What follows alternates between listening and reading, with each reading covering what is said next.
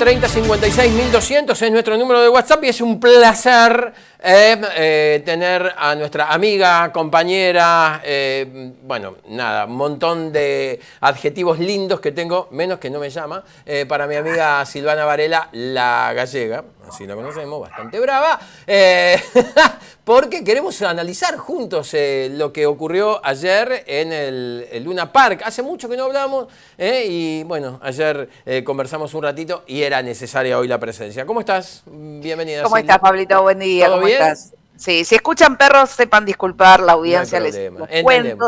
Hay una obra al lado de mi casa. Es decir, en realidad tengo vecinos que están haciendo una obra.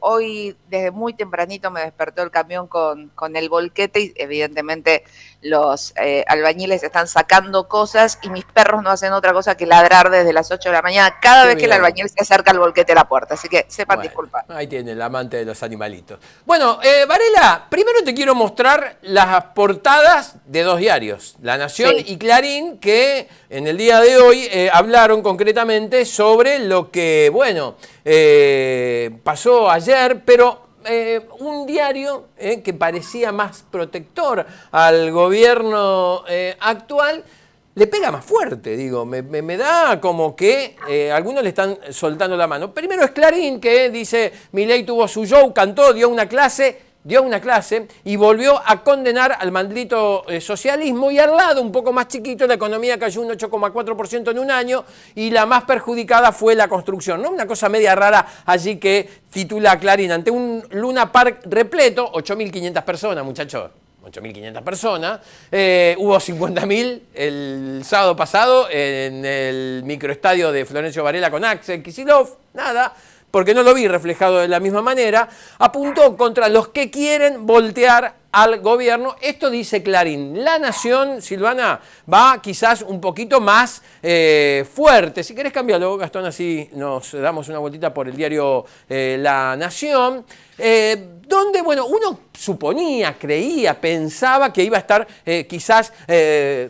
bueno, más protegido, hay que decirlo, se nota al aire, digamos, tanto en la tele, en La Nación Más, como en Radio Rivadavia, como en el propio diario. Los dólares libres subieron hasta un 16,6% en 3 días. Y escucha esto, Silvana, la economía no deja de caer. ¿No? Sí, digo, fuerte el título de La Nación. Yo creo que varias cosas en estos títulos. En primer lugar, no hay que perder de vista que La Nación, digamos, tiene una vinculación política cercana a Mauricio Macri, y Mauricio Macri acaba de, bueno, ponerse nuevamente al frente del PRO con una estrategia que todavía no se sabe en qué va a derivar, pero yo creo que está más cerca de ir nuevamente por separado en el 2025 de La Libertad Avanza que de ir juntos, ¿no? Es decir, todo parece indicar que no van a terminar confluyendo en una misma lista, con lo cual también es lógico que empiece como a diferenciarse en algunos aspectos, y me parece que van a empezar a sacudirlo por un lado y por el otro. Digo, lo que le va a pasar ahora a Milei quizás es lo que le pasó a otros gobiernos donde prácticamente no tenía medios a favor, ¿no? Digo, le van a empezar a quedar pocos medios que lo beneficien, al menos. Yo no digo que tergiversen, pero que lo beneficien. Parece que le van a empezar a quedar pocos medios, sobre todo porque lo que se vio ayer no es lo que pasa en la calle. Digo, yo no entraría en el tema de si eran 8.500, 20.000, 50.000. Digo, a mí me parece que no sé, no hace la diferencia, porque lo vimos en la elección pasada, cuando había actos que no eran, es más, siempre se ponía la foto del dron desde arriba que mostraba que sus actos o sus presencias en los distintos lugares no eran realmente masivas, y sin embargo la gente lo votó masivamente después. Así que me parece que la cantidad de gente que haya en un acto no necesariamente refleja el comportamiento del voto a la hora de las urnas, ni a favor ni en contra.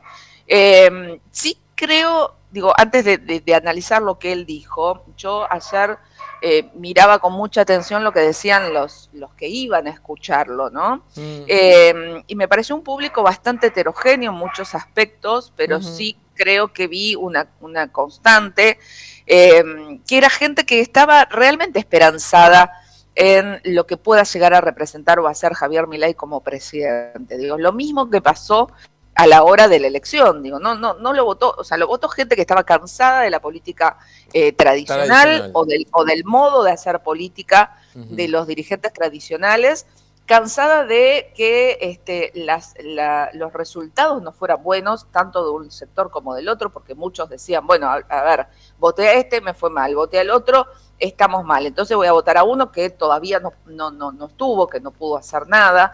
Y yo creo que estamos ante un fenómeno de masas diferente de lo que representó, por ejemplo, Mauricio Macri. Digo, Mauricio Macri era la irrupción del marketing en la política.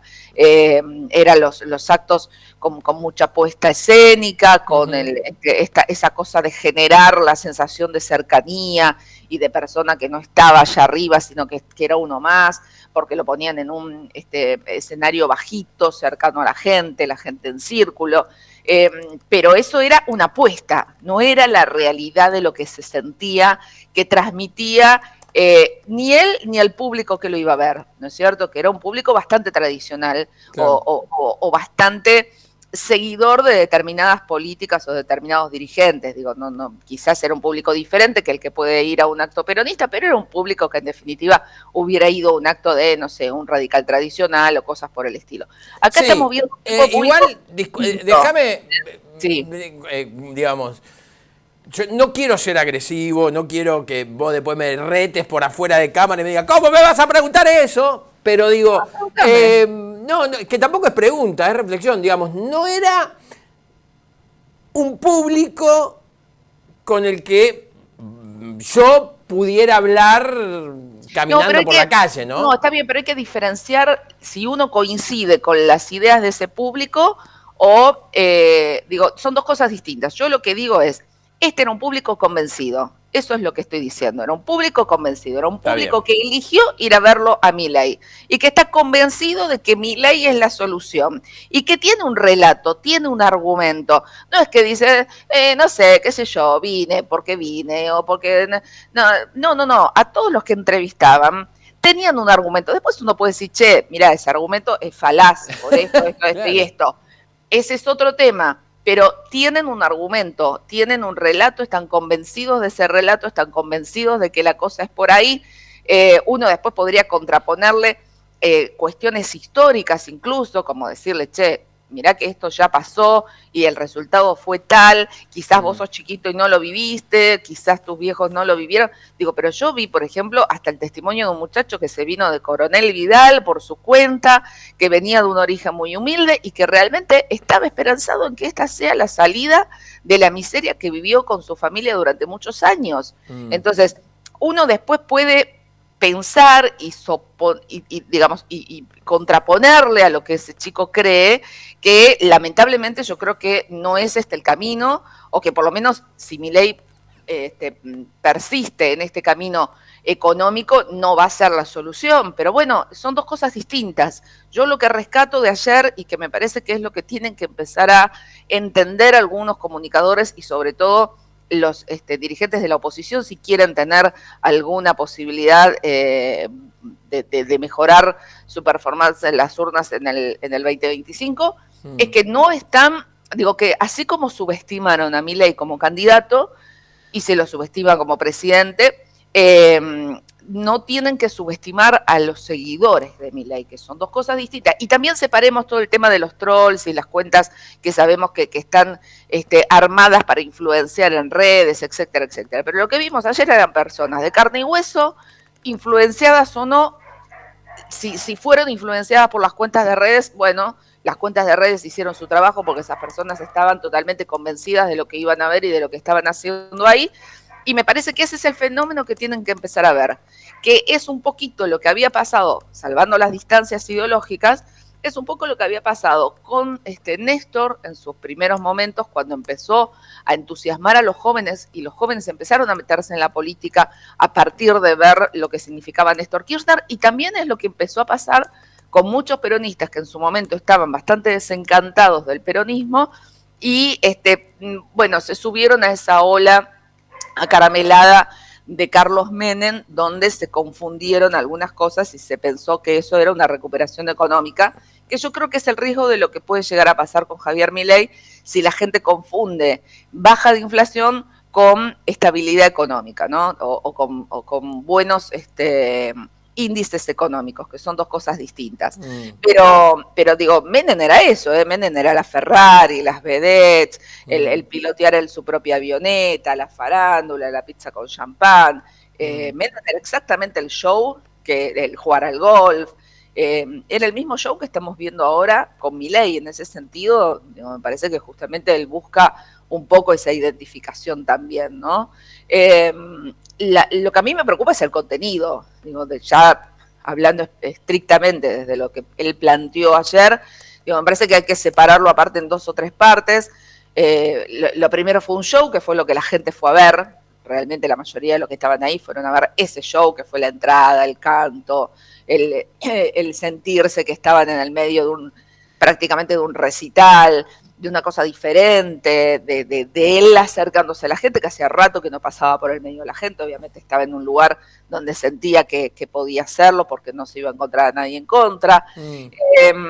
Después, lo que dice Clarín, es decir, dio una clase, era prácticamente una clase para una cátedra de economía de la facultad, donde, bueno, no sé, incluso ahí mismo podrían haberle cuestionado un montón de cosas, pero a lo que voy es que utilizó un lenguaje y eligió como dar cátedra de cosas que son muy engorrosas, que cayó de vuelta en un montón de cosas cuestionables, como hablar de PBI, de, no sé, de la prehistoria, de las tablas de Moisés, o plantear este relato en el cual él se justifica y justifica cada una de las cosas que está haciendo respecto de lo que tenía que ver con los números de la inflación y las espirales y demás.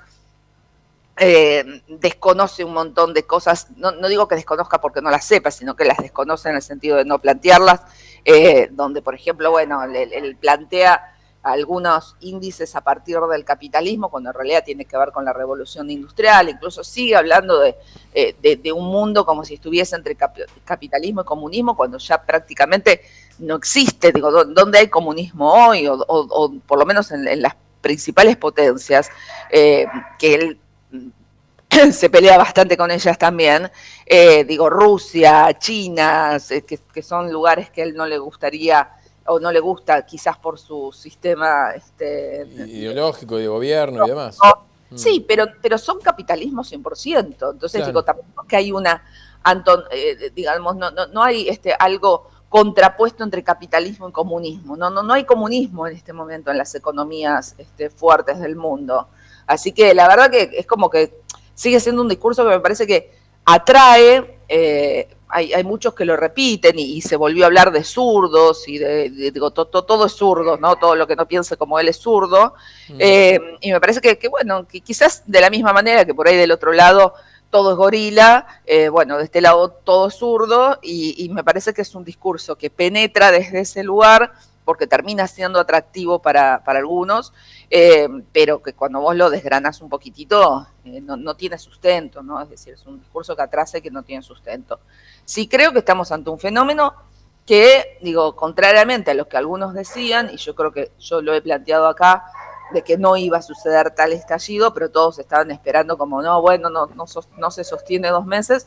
Bueno, se sigue sosteniendo, incluso sin haber podido aprobar una sola ley, ¿no? Es decir, desde lo político todavía no tuvo un solo gol a favor. Sí, no hay que olvidarse que todavía el DNU sigue vigente, y eso más que gol es un penal muy a favor de él, porque es lo que le permitió cambiar ya algunas estructuras, y todavía el Congreso no se lo volteó, así que el DNU sigue vigente. Eso me parece que más allá que algunos digan, no, bueno, pero no se lo aprobó el Congreso, bueno, tampoco se lo rechazó, con lo cual claro, te diría que por ahora sigue siendo un gol a favor suyo. Se le está complicando el tema de la ley bases, él promete así todo que va a ir con más reformas y más cosas, pero yo creo que mientras tanto sigue ganando tiempo, no le baja un centavo a las provincias, se ha desligado de la responsabilidad de lo de Misiones, diciendo es un tema provincial, háganse cargo.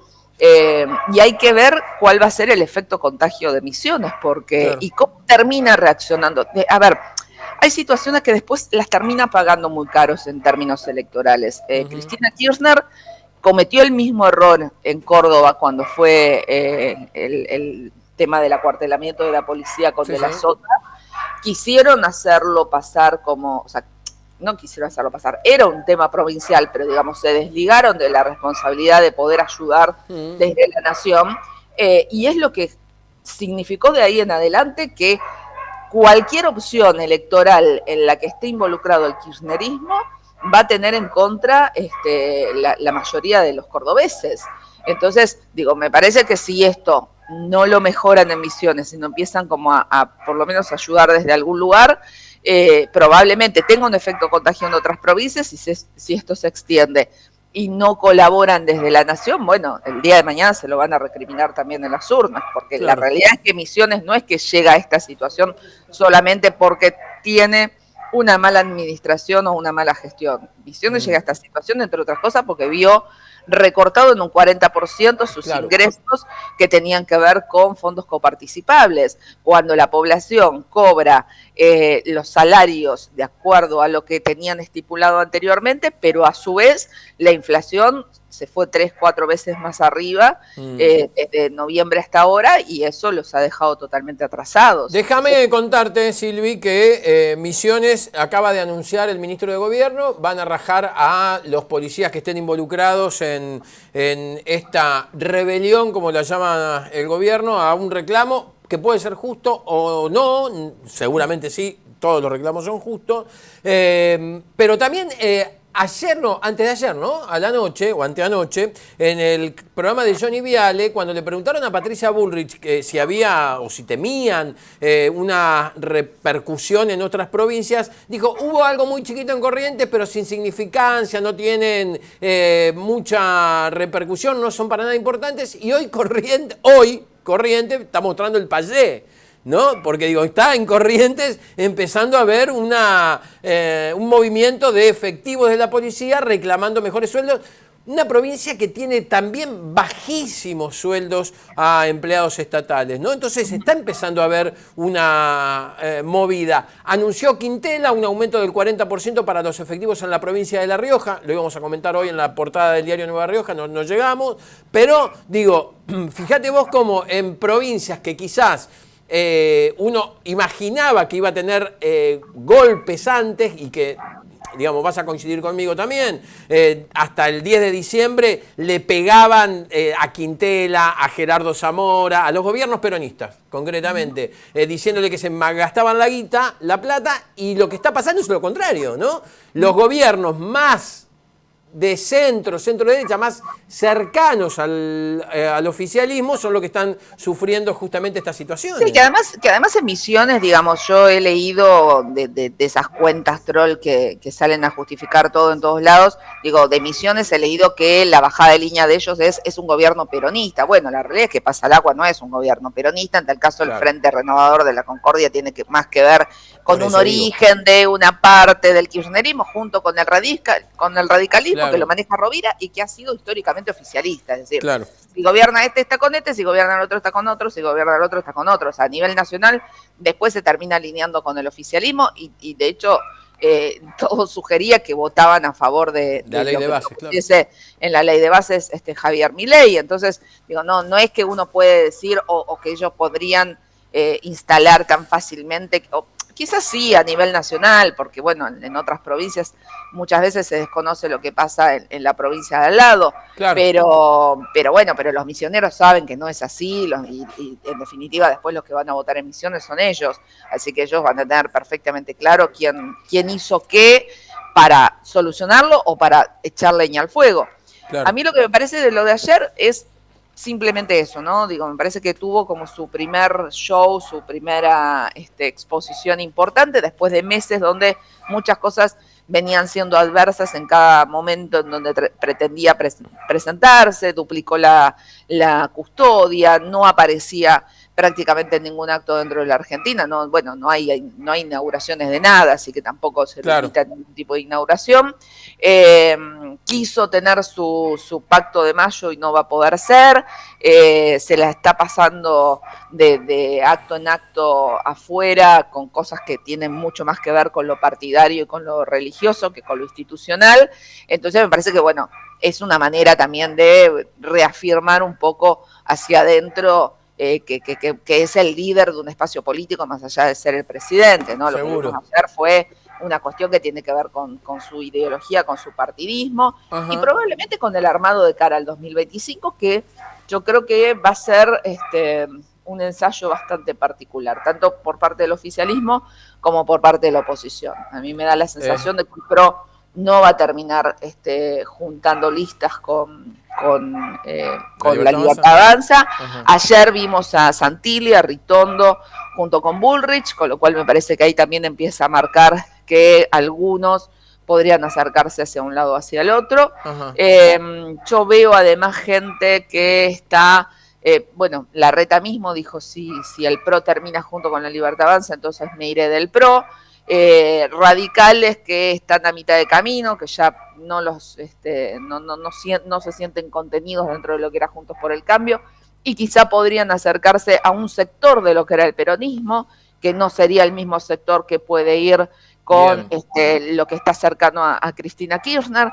Así que me parece que vamos a tener una legislativa bastante fragmentada en ese sentido. No, espera un cachito ahí. Porque mire, tengo que hacer un corte que me está peleando Gastón. Quiero que escuchemos juntos a Adorni un poquito, que atrasó la conferencia de prensa. Así que hago todo esto y me espera. Si total, me dijo que hoy podía, así que...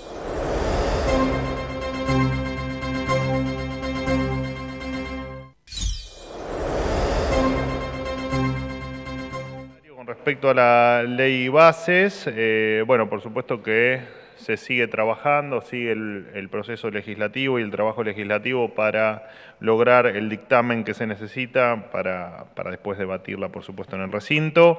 En los últimos 40 años, el Congreso aprobó casi 5.000 leyes, un promedio de 122 leyes por año. En el primer año del mandato de Néstor Carlos Kirchner, la aprobación, el Congreso aprobó 151 leyes.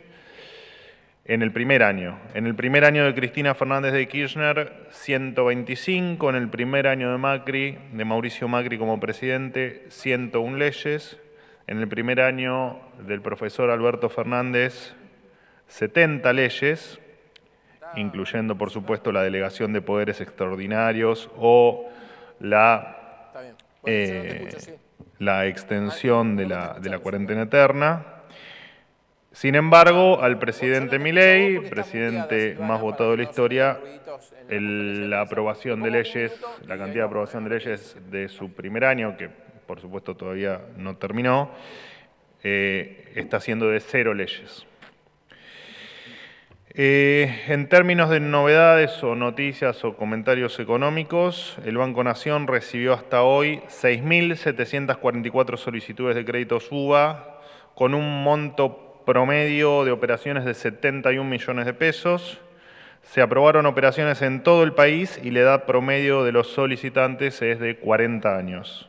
En 5 meses pasamos de hablar de hiperinflación a hacerles a que algunos argentinos logren el sueño de la casa propia. Me parece que vale la pena resaltarlo. Por otro lado, contarles que en abril las exportaciones subieron un 10,7% respecto al mes anterior, hubo superávit comercial por 1.820 millones de dólares y en los primeros 4 meses del año el saldo favorable de la balanza comercial fue de 6.157 millones de dólares. El sector energético tuvo superávit también en el primer trimestre del año, alcanzando un nuevo récord de exportaciones.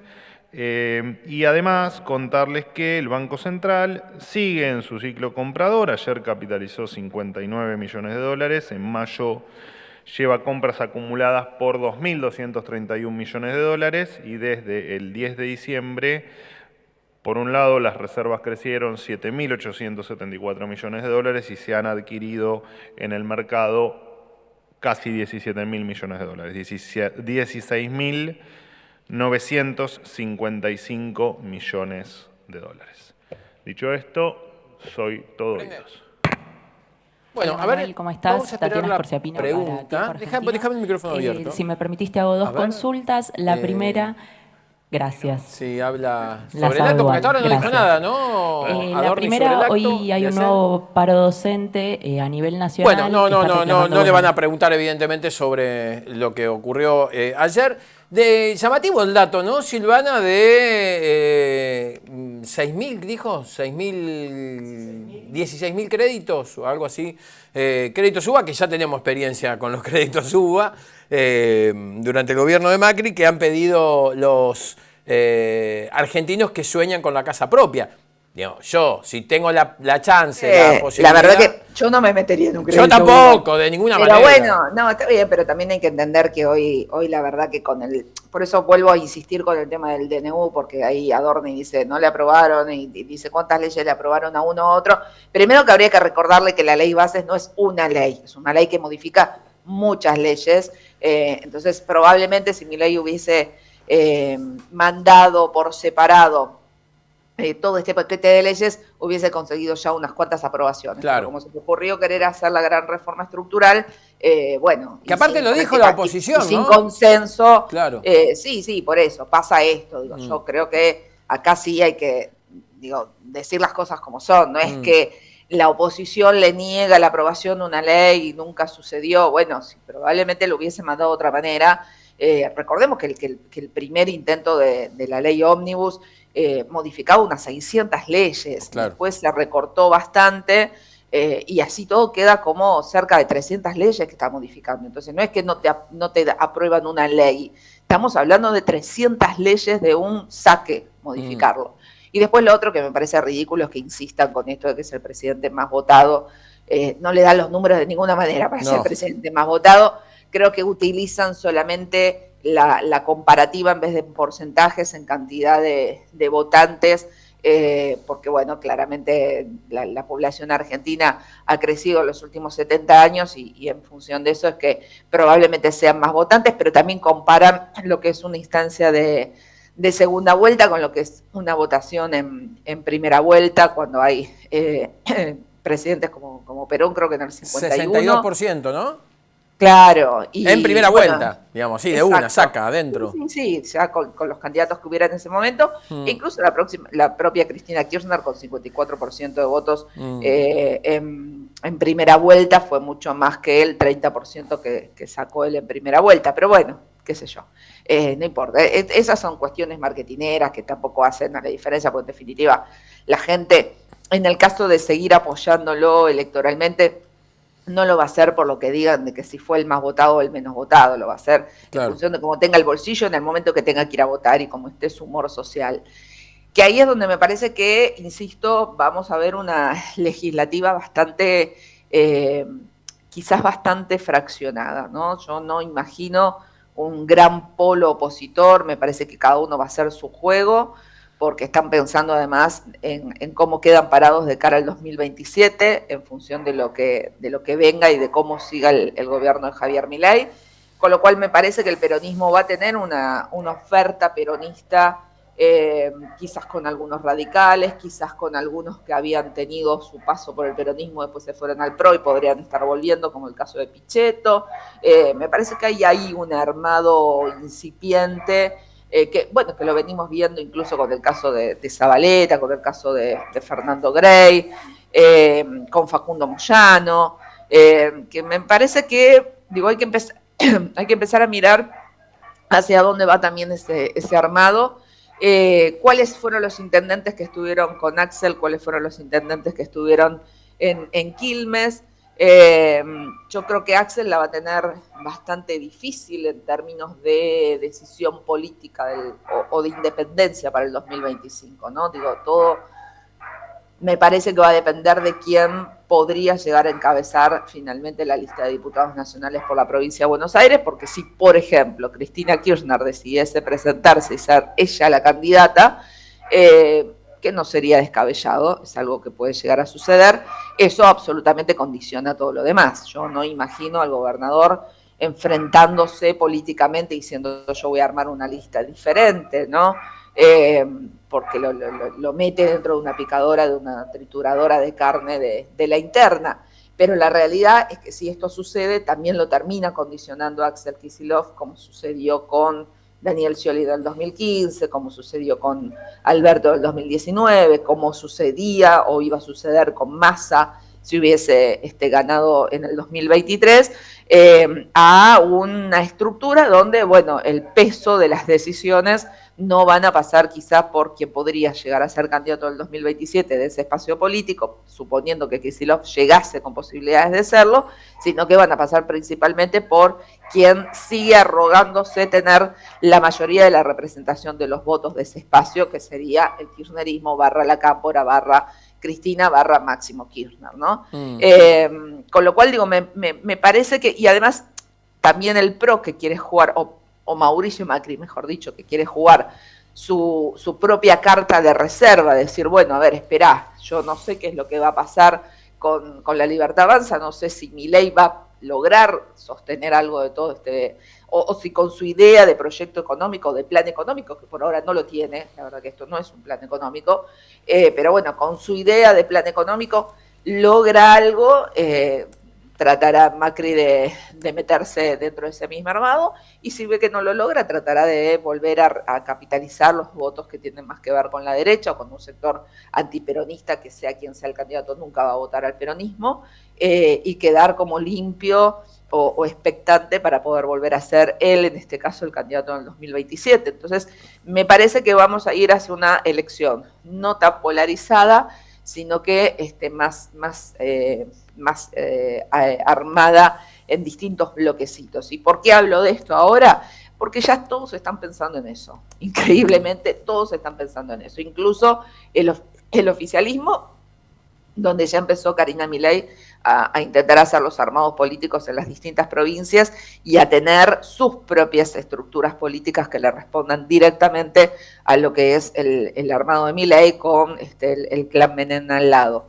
Y en el medio, bueno, la economía argentina que viene decayendo, que cayó un 20% prácticamente en todos los rubros, con dólares que no hay y que no vinieron, y la promesa era que, bueno, Caputo iba a ocupar ese lugar porque iban a venir dólares, y los dólares no llegaron, y los dólares que compró el Banco Central son exactamente igual, en igual proporción a lo que deben en términos de pago a importadores y pago a empresas de energía, por ejemplo, con lo cual no es que hay un superávit real, porque hay muchísimas cosas que se deben, y tampoco es que hay una captura de dólares que esto beneficie las reservas del país, sino que también se debe, y la gente no está teniendo en este momento tampoco ningún instrumento financiero que le esté ganando a la inflación, ¿no? Con la baja de la tasa de interés, que ya no te conviene ni siquiera las billeteras virtuales, ni hablar del plazo fijo, con el propio dólar en moneda, si lo vas a comprar, si lo vas a querer vender al oficial, tampoco le está ganando la inflación, ni siquiera al blue. Entonces, la verdad que, y además, bueno, se está licuando salarios y se está licuando ahorros, eso no hay duda, ¿no? Claro. Pero la realidad es que la situación económica es acuciante, y lo que todavía lo sostiene Javier Milei es a quién le adjudican la culpa de esa situación económica. Porque mucha gente reconoce, o casi todos reconocen, o te dicen, sí, estamos peor que antes. El tema es a quién le adjudican la culpa de estar peor que antes. Porque te dicen, bueno, pero estamos peor que antes. Y sí, y esto lo hizo Javier Milei, o esta decisión de ajuste la toma este gobierno, pero la culpa es del anterior, y entonces ahí entra el relato que en una gran parte de la población se instaló como que lo anterior había dejado todo mal y que por eso entonces estamos como estamos. Y la realidad es que este gobierno está imprimiendo dinero, a diferencia de lo que decía que no iba a hacer, y la mejor muestra de que la emisión monetaria no es el culpable directo de la inflación es que durante el gobierno de Macri no hubo emisión monetaria, sin embargo duplicó la inflación que había recibido. ¿Cómo pagó el déficit? Bueno, lo pagó con deuda, buscó deuda afuera, con eso cubrió su déficit, pero no tuvo emisión monetaria. O sea, Macri no emitió moneda, no emitió un peso, pero sin embargo duplicó la inflación. Entonces, digo, acá lo que estamos viendo en este momento es que, por un lado, la inflación va bajando. Tampoco es que va bajando de decir, bueno, che, estamos en 2, 3 puntos, que igual era alto. Digo, cuando Sí, teníamos hoy, 2, 3 puntos, claro. en la época de Cristina Kirchner, decíamos que era una inflación que estaba alta, porque Claro. 25, 30% anual Era mucho. no era una inflación saludable Claro. para un país. Claro. Después la duplicó Macri, después la recontra duplicó Alberto, y ahora estamos en una espiral desinflacionaria, pero que en realidad quiere decir que se desaceleró, no que baja por debajo, digo, no hay deflación, simplemente se desaceleró. ¿Pero de qué se desaceleró? De lo que había subido a partir de que gana Javier Milei. Claro, hoy de hecho la inflación de este último mes es más alta que la del año pasado, ¿no? Digo, esto también hay que remarcarlo. Claro. En este mes, la inflación de este último mes fue a valores de lo que fue octubre. Claro. Porque ya la de noviembre fue alta, porque ya había ganado Milei y Claro. ya había una expectativa de que el dólar se iba a disparar, que los precios se iban a liberar, que el mercado iba a hacer lo que se le cantara. Claro. Con lo cual, ya a partir del 19 de noviembre, prácticamente medio mes, fue un viva la pepa en términos de especulación financiera, especulación económica, de decir, bueno, me acomodo por las dudas porque después para lo que venga yo ya estoy acomodado ahí arriba. Entonces, lo que hay que tomar como parámetro de la última inflación real del gobierno de Alberto Fernández o de Sergio Massa, si lo querés poner en esos términos, fue la de octubre. Bueno, recién ahora llegamos a la inflación de octubre, pero después de que nos comimos todo el acomodamiento de precios según ellos, toda la inflación según nosotros, de mercados que se liberaron y pusieron las tarifas como quisieron, alimentos que se cuadruplicaron en precios, servicios que se fueron por las nubes, pero los salarios no acompañaron eso. Y hay una recesión económica en términos de industria, de construcción, digo, todos los rubros de la economía están dando mal. La gastronomía da mal, la hotelería da mal, la industria en general da mal, las pymes dan mal, la construcción da pésimo, porque además se paralizó la obra pública. Y es quizás, la construcción es lo primero que vos podés, más o menos, se cayó el micrófono, Sí, más o menos, reacomodar rápido.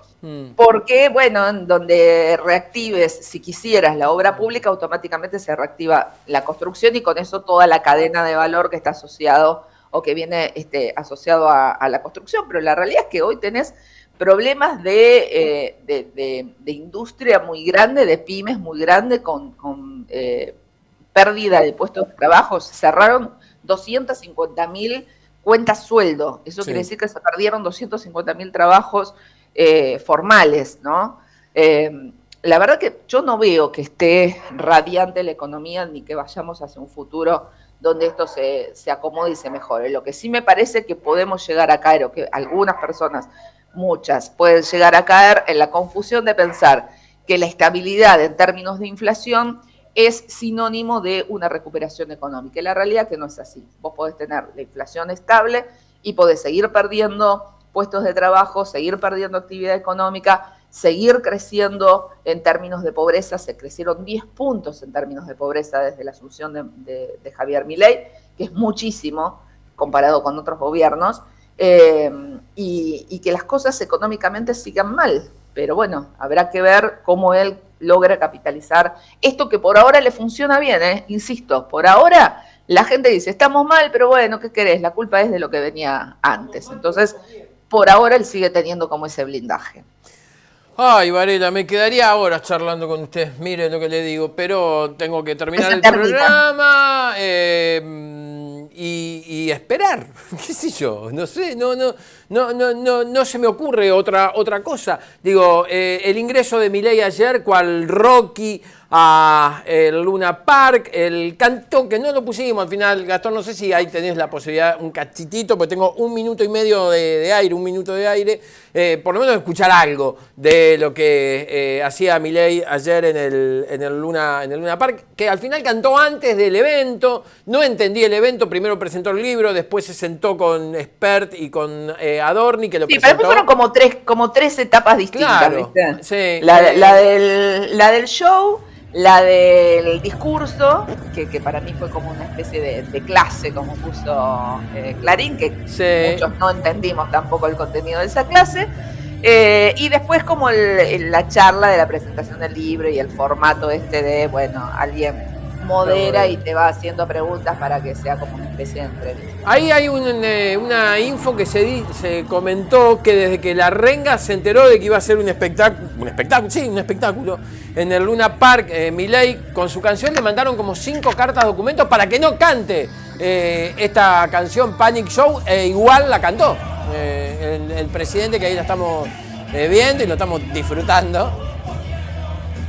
Sí, una cosa brutal. Varela, le agradezco muchísimo por esta hermosa charla que hemos tenido.